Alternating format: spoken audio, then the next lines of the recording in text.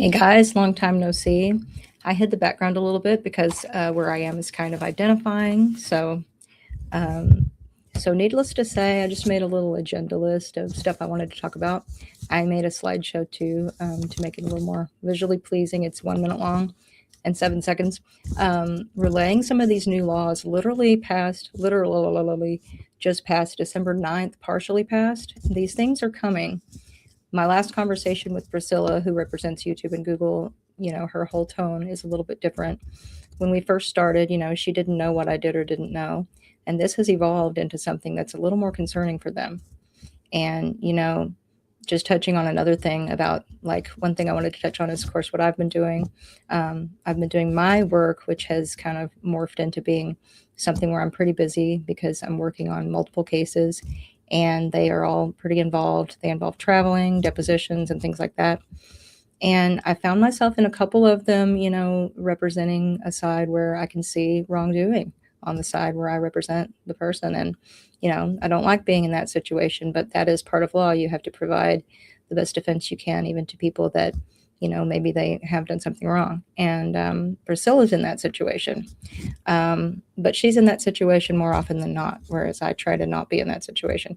When you represent a corporation, and of course, I'm sure they have their way of looking at it, will social media companies have a right not to be liable for the acts of other parties? And changing the law to where they will hamper freedoms. That would be one way they could look at it, where they would justify any and everything. And we have people in our, group here where I work that are overly looking at things that way for our clients instead of just looking at it honestly. Where, of course, we're going to provide them the best defense we can, but at the same time, it is what it is. Truthfully, if you see wrongdoing, you see it, and you can't pretend that you don't. But at any rate, I've been working on that kind of stuff. And, when I'll address things, that's one thing I wrote down. So I'm going to look at these laws with you because they're really interesting. And I also want to touch on what Diane can do I've looked at this in the past, but I got to thinking about it. And it ties into this case too, and the statute of limitations and Dutch law and American law. One lie that Prussian likes to tell is that, of course, I'm trying to compel an act that can't be done because I'm in the United States and the crime happened in Europe, which, has ad nauseum been addressed. And he doesn't even understand what the case is about. So needless to say, though, this touches on some of that yet again. So pay careful attention, Prussian sock puppets. Anyways, so that's what this stream is going to be about. And I also want to talk about any new activism that will take place and when it can take place as well.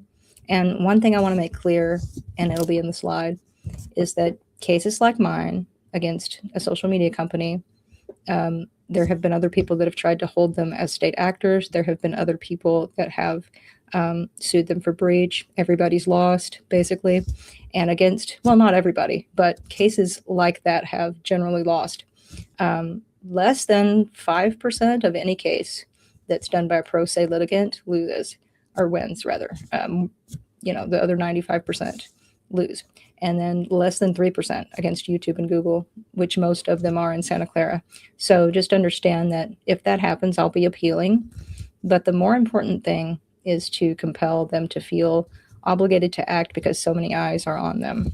Because that, could make them act without acting because somebody's compelled them to act like a court. They may decide that they want something done, And I'll touch on something else in the slide in a second. I also want to shout out to Goatis and Baldus the Jail Cell. Those are two content creators who haven't let up on making, especially like I was looking at Goatis's community post. I haven't had time to do that lately, and some of them are so funny. And Baldus the Jail Cell put together some really good comprehensive videos. Some of the things that I was touching on this summer, he touched on those and other things as well, and compiled them into some very artistically good. He really is good at capturing the point while also being artistic and creative. And he made some really good videos. So check those out and go subscribe to him. And of course, subscribe to Diane and join her Patreon and her channel if you can. Get on Twitter and TikTok if you can. And I'll talk about what my plans are for the future and being able to do a little bit more content and stuff and when I can do that. Let's see what else. yeah, I wanted to encourage sharing, this information, having some patience and knowing that cases take years, and just, not expecting things to happen quickly. But at the same time, we need to make more happen. But you can't have an attitude of, oh, well, if it didn't happen, already, then screw it. Let's just let him be out there being a nuisance to minors, harming his daughter, and Diane and her son can scrounge around and it's not my problem. Someday you're going to have a problem, and we can't really look at things that way, or we have a really screwed up world. So at any rate, let's get into this slide and I'll share it and then I'll talk to you about it. So let me see if I can remember how to present stuff. Share my screen. And I believe it's right here. Okay, so the ECHO Act. Let me start right here before I hit play. That's a new act. It targets criminals or extremist networks that coerce people, especially minors, into acts of violence or self-harm via online platforms like YouTube and Google and other social media platforms, TikTok and whatnot. So it's new. It was just passed by the Senate Judicial Committee, and it's awaiting a full Senate vote. We're talking December 9th. So what did Goatis Elections do that fits the ECHO Act?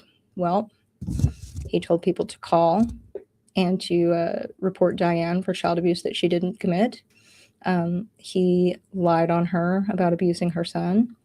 What else did he do? He encouraged people that felt, sidle to go and do harm to Catherine's family using coded language.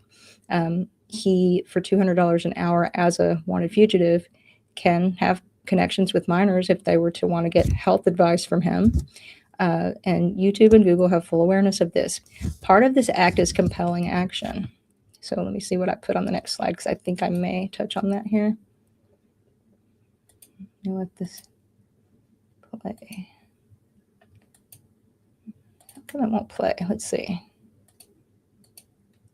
Well, that sucks. Maybe it's because I'm on the other thing here. There we go. Nope, I didn't put anything. Okay. Well, let me just tell you then. On the ECHO Act, it will require social media companies to turn in things like that once they have an awareness and once it's been acknowledged, and they can't, pretend that they didn't see it and don't know it's real. Stop Sextortion Act. That's another one. It just passed in the House in late 2025. It's awaiting the Senate action. So like the ECHO Act, it overlaps with Section 230, taking away the platform's protections, their immunity, and making them responsible to stop the content creator who violates this act. So, gosh, sextortion, Catherine alert. And it doesn't matter that he was on Telegram doing that. He directed people to Telegram from YouTube. So he's using the two platforms in conjunction with each other. And of course, actions can be brought against both. And I'll just touch on one thing, which is that one person who had been on Telegram who was harassed off the platform, basically, and even some huge illegality done of like impersonating her and whatnot.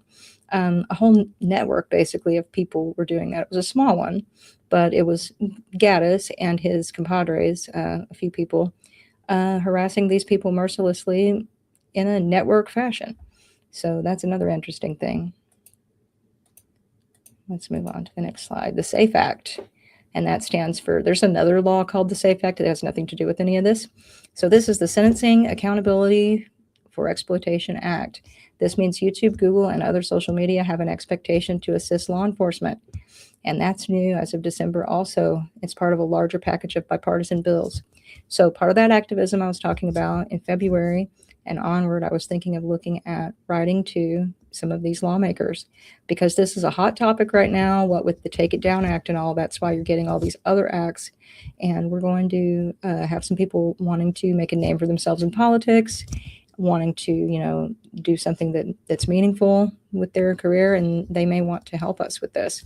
This may be, if something is helpful to them, they may help us.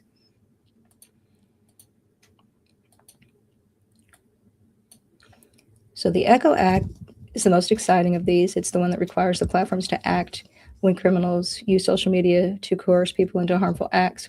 Now, this ties into some Netherlands law where Diane's notification has already met the standard.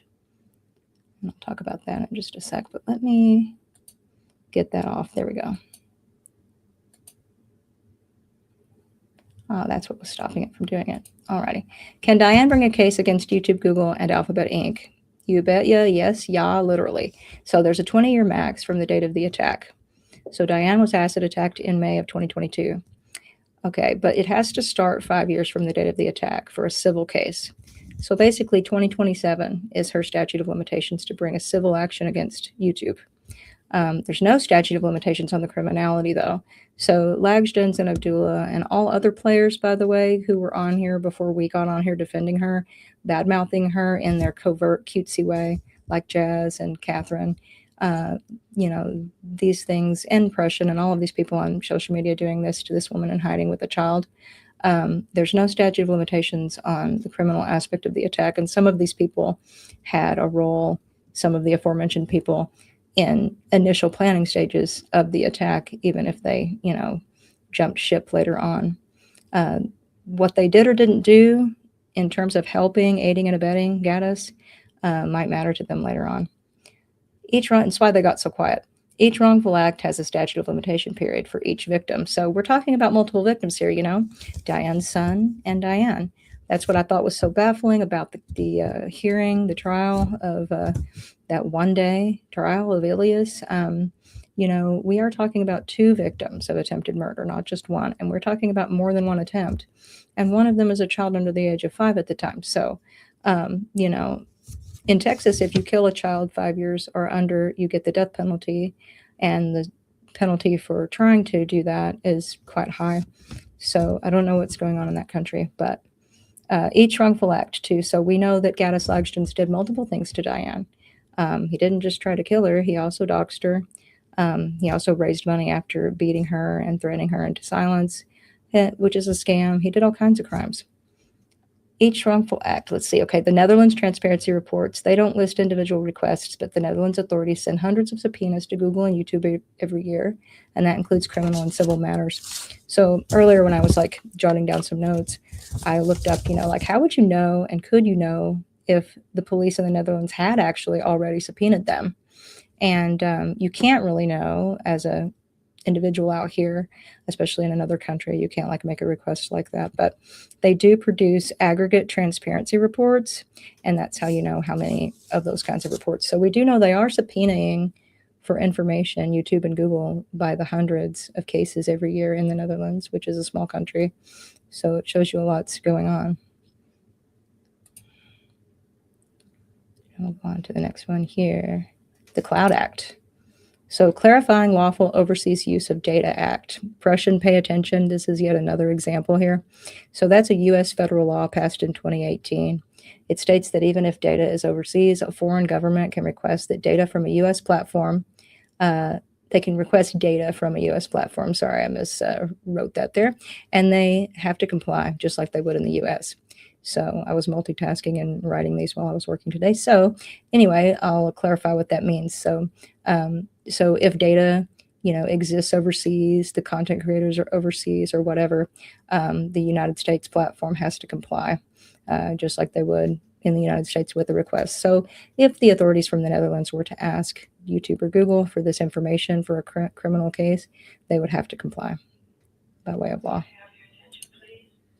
Let me mute a second.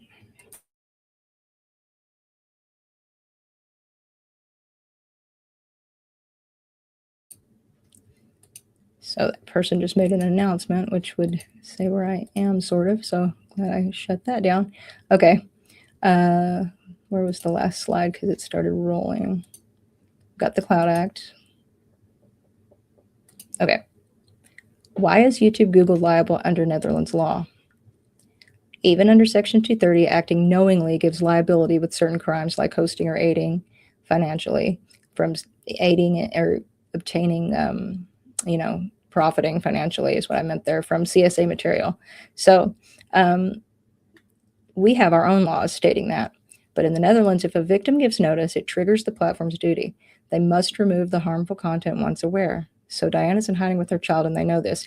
So she's made the social media platform aware. So by way of law in her country, if she were to file a civil suit, she could prove that she's done that. She did that for sure with those legal letters. And she sent them to each one of them, to YouTube and to Google and also to Alphabet, their parent company. And then she's got one in my case as well. So here's what I say here. Diane gave notice to the platform personally several times regarding more than one of these crimes, by the way. She provided an affidavit in my case as well. And then these are some cases in the Netherlands, Stitching Brine versus News Service Europe and Pirate Bay. Those well-established standards in the Netherlands with regard to social media, and this being the standard. So it says they have to shut it down, doesn't it? And if they don't, they violated Netherlands law. And we will uphold Netherlands law per the Cloud Act and other laws that I've cited as well. And per our own law. So Diane's legal letter is notice. They lose their liability shield. And I've been arguing about their liability shield being lost for multiple reasons, including the child sex abuse material since June of 2024. The cases cited in the prior slide show this is the standard. They also have in Europe the European Digital Services Act and other Eurocommerce law, and that also shows that they lose that liability shield. They lose it here as well once they fail to act on the actual knowledge that they have.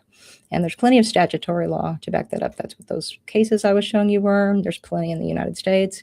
Some of them, they've lost the case. And some of them, even if they didn't lose the overall case, they did go ahead and go into litigation because they decided that Section 230 had already been removed. And that's what I'm arguing in my case. And breach can do it.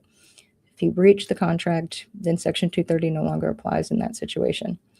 In my case, they lose their liability shield due to the child sex abuse promotion material and their actual knowledge. And in a breach case, they lose it when they commit selective enforcement. There's also anti-SLAPP laws at play. So meaning that they are being punitive towards people who are whistleblowing on Lagston and Abdula while upholding content done by Lagston and Abdula and false defamation complaints that have been proven to be false and that the attorney dumped them. And they know all of this. They also have seen. It's not like it's just, people showing some evidence of a crime. They've seen him committing the crime itself. When you dox people, when you incite people to go commit acts of violence and you promote CSA against a baby on a platform, they've seen him commit the crime itself on the platform. And their representative lied when she said it was for crime committed off the platform. And, and pretended it was just, content that maybe we found disagreeable or something. No, it's criminal content. Moving right along here. Okay, January 6th. So here's what's going on with my case. And I'll make a video about their objection, or I objected to their demurrer, but then they had a response. I haven't covered that. So I'll make a video covering it. It's just more of the same. And I'll go against each thing they've said, very detailed, So their response will be ruled on. My objection will be ruled on. And we'll either amend it again, I'll lose, or we'll move forward into litigation. And if I lose, I'll appeal. Only 5% of pro se cases win, and less against YouTube, Google. But this is a unique one, to say the least.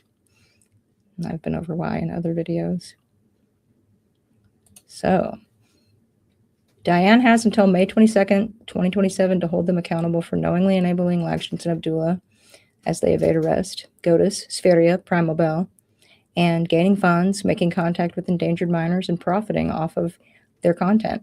Diane could also argue hardship in trying to do so since she's in hiding if it takes longer. So you can be granted a longer statute time or a time that goes beyond that statute by citing all your hardships in being able to make that case, and they can extend it.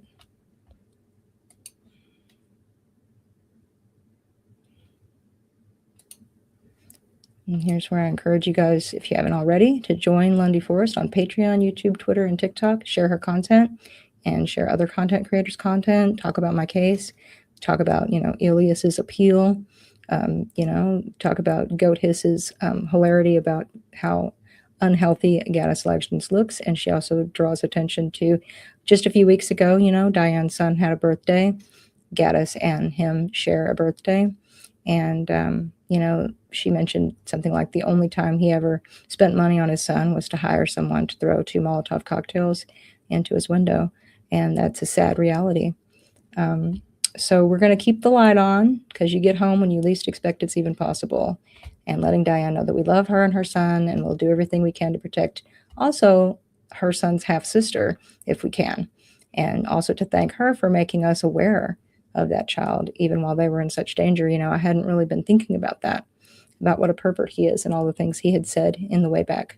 And I hadn't even gone back and watched things and things I'd never seen mixed with things I had seen.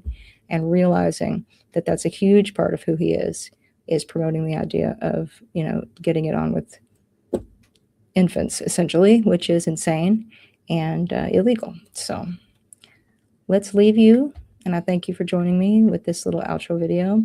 And aside from I'll try to make some content every week.